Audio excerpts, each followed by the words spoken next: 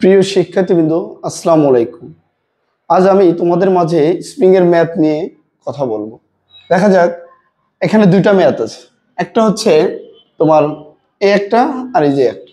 এই ম্যাথ দুটো একই রকম, কিন্তু একটু পার্থক্য আছে।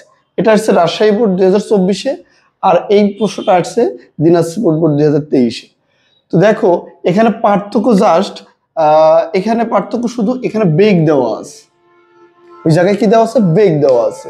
জাস্ট এইটুকুই পার্থক্য এখানে। যা আর পার্থক্য আছে এখানে ভর, এই দুইটা ভরের পার্থক্য আছে। অর্থাৎ এখানে ভর 2 কেজি, এই প্রশ্নে আছে 10 কেজি। আর এখানে বেগ, কোনো বেগ দেওয়া নাই, কিন্তু এখানে কি দেওয়া আছে, বেগ দেওয়া আছে। তো দেখো, আমরা এই প্রশ্নটা আগে সলভ করি। দেখা যাক, 2 কেজি ভরের একটি পাথরকে, অর্থাৎ 2 কেজি ভরের একটা পাথরকে 30 মিটার উঁচু থেকে কি তোমার মুক্তভাবে ছেড়ে দেওয়া হলো। অর্থাৎ 30 মিটার উঁচু থেকে 2 কেজি একটা ভরের বস্তুকে নিচের দিকে ছেড়ে দেওয়া হলো। এখন পাথরটি একটি স্প্রিং এর উপর পড়লো। ধরো এখানে একটা স্প্রিং আছে, এটা ভূমিতে একটা কি আছে, স্প্রিং আছে। ধরি আমরা এটা স্প্রিং, ও শিট, ধরি এটা আমরা স্প্রিং ধরি। আচ্ছা, তো এই জায়গা থেকে ধরো এখান থেকে এটা, যেহেতু এটা কত মিটার উঁচু থেকে আমি বস্তুটা ফেলতেছি, 30 মিটার উঁচু থেকে আমি বস্তুটাকে উপর থেকে ফেলে দিচ্ছি। তাহলে দেখতে পারো যে এই জায়গায় যদি আমার 2 কেজির একটা বস্তু থাকে, 2 কেজি একটা ভরের একটি বস্তু যদি এই জায়গায় থাকে, এখান থেকে যদি আমি মুক্তভাবে ছেড়ে দিই, ছেড়ে দিলে বস্তুটা কি করবে, যদি এই স্প্রিং এর উপর এসে পড়ে, তাহলে স্প্রিংটা সংকুচিত হবে। সংকুচিত হয়ে ধরো এই পর্যায়ে এখানে বস্তুটা সংকুচিত হলো।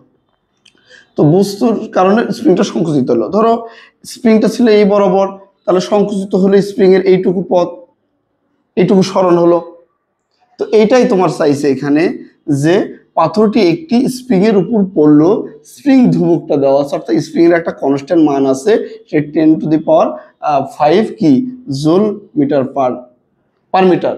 আচ্ছা, এখানে স্প্রিংটি কতটুকু সংকুচিত হলো, অর্থাৎ এই 2 কেজি ভরের বস্তু উপর থেকে যখন ছেড়ে দিবা, ও কি করবে, এই স্প্রিং এর উপর এসে পড়বে, স্প্রিংটাকে সংকুচিত করে কি নিচের দিকে কি করবে, স্প্রিংটা ছোট করবে। ছোট করলে কতটুকু পথ অতিক্রম করবে, x মিটার পথ অতিক্রম করবে, সেই পথটুকু বের করতে হবে।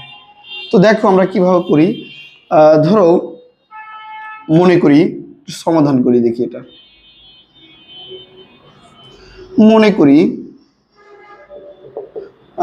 বস্তুটি স্প্রিং এর, মনে করি স্প্রিং এর সরণ x পরিমাণ। ধরো স্প্রিং এর সরণ x পরিমাণ হয়েছে। তাহলে এখানে আমরা দেখব, যখন বস্তুটা স্প্রিং এর উপর আসা পড়ে, স্প্রিং এর যখন পরে বস্তুটা তার অবস্থানের কারণে কি এক ধরনের বিভব শক্তি লাভ করবে। ওই বিভব শক্তিটা স্প্রিং এর বিভব শক্তিতে রূপান্তরিত হবে। অর্থাৎ বস্তুর বিভব শক্তিটা স্প্রিং এর বিভব শক্তিতে রূপান্তর হবে। তো আমরা জানি, এখানে আমরা জানি কি ভি ইকুয়াল টু কি জানি, হাফ কে এক্স স্কোয়ার। এটি স্প্রিং এর বিভব শক্তি। স্প্রিং এর বিভব শক্তি জানি কি, V equal to half K x square. এখানে এই যে ভি, এটা হচ্ছে স্প্রিং এর বিভব শক্তি। তো এই বিভব শক্তিটা আমি কি বললাম, যে স্প্রিং এর উপর আসা যখন কোনো একটা বস্তু পড়ে, অর্থাৎ এটা ধরো স্প্রিং এর উপর এসে যখন বস্তুটা পড়বে, তখন এই বস্তুর অবস্থানের কারণে স্প্রিং এর মধ্যে এক ধরনের কি হবে, শক্তি জমা হবে। সেই শক্তির নাম কি, বিভব শক্তি। বস্তুর বিভব শক্তি সমান আমরা জানি mgh। বস্তুর বিভব শক্তি সমান জানি কি, mgh। তাহলে আমরা এই ভির জায়গায় আমরা লিখতে পারি বস্তুর বিভব শক্তি, অর্থাৎ বস্তুর এই বিভব শক্তিটাই কি এই স্প্রিং এর বিভব শক্তিতে রূপান্তর হয়েছে। তাহলে এখানে আমরা বসাই হাফ কে এক্স স্কোয়ার। তো এখান থেকে আমরা যেহেতু এক্স এর মান বের করব, তাহলে এটা আর গুণ করি, এই টুটা এই পাশে এসে গুণ হয়ে যাবে, ভাগ আছে যেহেতু, তাহলে 2mgh equal to K x square. তো এখন দেখি এটা এই পাশে এসে সলভ করি একটু। তো এখন আমরা এক্স এর মান যেহেতু বের করব, তাহলে এই এখানে এক্সটা রাখবো, এক্স স্কোয়ার রাখলে কেটা এর সাথে ভাগ হয়ে যায়, 2mgh ডিভাইডেড হচ্ছে কে। এখন দেখব বা দেখো এখানে স্কোয়ারটার পাশে পার করে দিলে রুট হয়ে যায়, রুট 2mgh ডিভাইডেড কে। তো এখানে আমরা কে সমান কি একটু দেখব। এম সমান কি 2 কেজি, এম সমান কি আছে 2 কেজি। আর জি সমান আমরা জানি অভিকর্ষ ত্বরণ 9.8 মিটার পার সেকেন্ড স্কোয়ার। আচ্ছা এইচ সমান কত, যেহেতু আমি বস্তুটাকে 30 মিটার উঁচু থেকে ছেড়ে দিয়েছি, তাহলে এখানে এইচ সমান 30 মিটার। আর কে সমান দেওয়া আছে এই যে স্প্রিং ধ্রুবক, স্প্রিং ধ্রুবক কত দেওয়া আছে 10⁵ joule meter per meter square. তাহলে এখানে আমরা বসাবো 10⁵ দেওয়া আছে জুল পার মিটার স্কোয়ার। আচ্ছা মোটামুটি এখানে সব মানগুলো আমরা সাইড নোট করে নিয়েছি, এখানে লেখো এখানে। তো এখানে বসায় দেবো একটু মানগুলো, 2 গুণন, আচ্ছা এখানে এম এর ভর হচ্ছে 2, এম হচ্ছে 2, জি হচ্ছে 9.8 আর 30 অর্থাৎ এইচ ইজ ইকুয়াল টু 30 আর কে 10⁵। আমরা এটা একটু ক্যালকুলেট করব, দেখা যাক একটু ক্যালকুলেট করা যায়। এখানে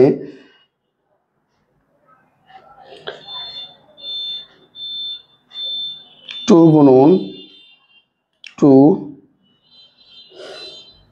9.8 গুণ 30, আচ্ছা ডিভাইডেড 10⁵।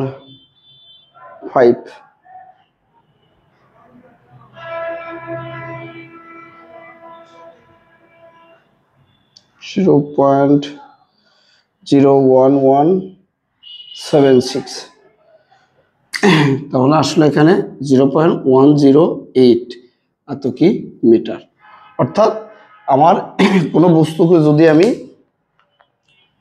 30 মিটার অর্থাৎ 2 কেজি বস্তুকে আমি 30 মিটার উঁচু থেকে যখন ছেড়ে দিব, স্প্রিং এর সংকুচিত হবে কত 0.104 মিটার। আচ্ছা এখন এটা কি হলো আমরা বুঝতে পারলাম, এখানে কি জাস্ট এইটুকুই হচ্ছে পার্থক্য। দেখো এখানে এই ভিতে কি বোঝায়, ভিতে বোঝা হচ্ছে বিভব শক্তি। এই বিভব শক্তির সময় এটা কেন লিখলাম, এটা এর জন্যই লিখলাম বস্তুর ওই যে অবস্থানের কারণে তার মধ্যে বস্তুর মধ্যে এক ধরনের কি শক্তি জমা হবে, সেই শক্তিটাই কি তোমার বিভব শক্তিটাই হচ্ছে স্প্রিং এর বিভব শক্তিতে রূপান্তর হবে। তো এক্ষেত্রে এটা দেখলাম। এখন এই ম্যাথের ক্ষেত্রে একই সিস্টেম, কিন্তু এই বেগের জন্য একটু পার্থক্য হবে। বেগের জন্য কি হবে একটু দেখি।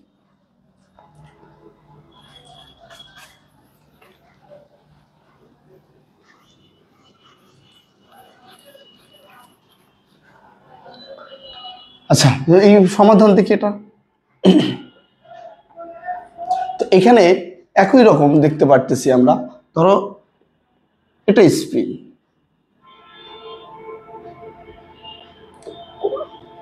সেম 30 মিটার উঁচু থেকে আমি বস্তুকে ফেলতেছি। এটা হচ্ছে 30 কেজি, সরি 10 কেজি। তো এখানে স্প্রিং এর সরণ হয়েছে ধরো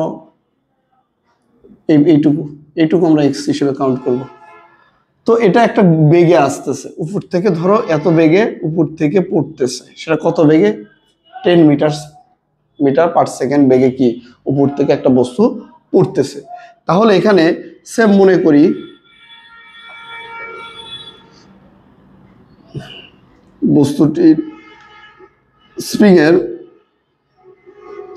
এর সরণ এক্স সরণ হয়েছে, এক্স পরিমাণ সরণ হয়েছে। আচ্ছা এক্ষেত্রে বস্তুটা যখন এখান থেকে এই জায়গায় আসবে একটা বেগ নিয়ে 20 মিটার পার সেকেন্ড বেগ নিয়ে যদি আসে, বস্তুর মধ্যে এক ধরনের শক্তি জমা হবে। সেই শক্তিটা এই বেগের কারণে তার মধ্যে গতি শক্তি জমা হবে। এই বস্তু উপর থেকে যখন নিচের দিকে পড়বে, এই পড়ার বেগ যে বেগে আসবে ওই বেগের কারণে বস্তুর মধ্যে একটা ধরনের গতি শক্তি জমা হবে। এই গতি শক্তিটা এই বস্তুর এই গতি শক্তিটা স্প্রিং এর বিভব শক্তিতে রূপান্তরিত হবে। অর্থাৎ এই বস্তুর গতি শক্তিটা স্প্রিং এর বিভব শক্তিতে রূপান্তর হবে। তাহলে আমরা সে অনুযায়ী জানি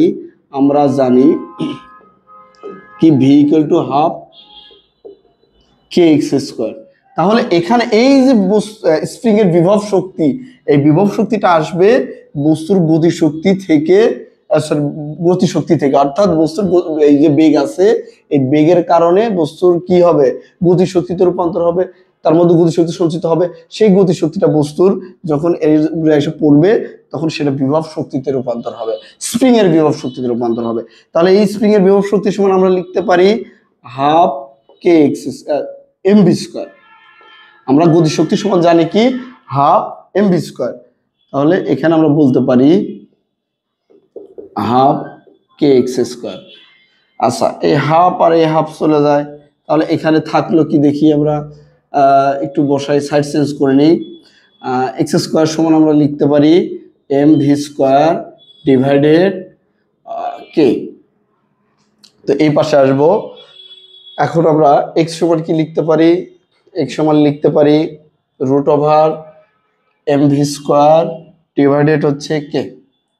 তো এখানে একটু মান বসাই দিই, এখানে দেখি কি কি আছে দেওয়া। এম হচ্ছে 10 কেজি, এই প্রশ্নে বস্তুর ভর আছে 10 কেজি, ভি দেওয়া আছে 20 মিটার পার সেকেন্ড, আর কে হচ্ছে 10 টু দি পাওয়ার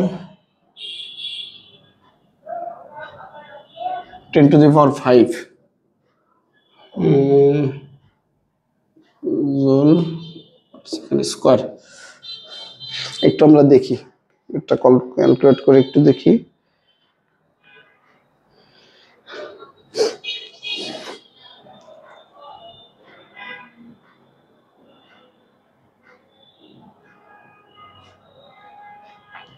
এম হচ্ছে 10 20, অর্থাৎ এম হচ্ছে 10 কেজি গুণ হচ্ছে বেগ হচ্ছে 20 স্কোয়ার ডিভাইডেড কে হচ্ছে 10 টু দি পাওয়ার 5।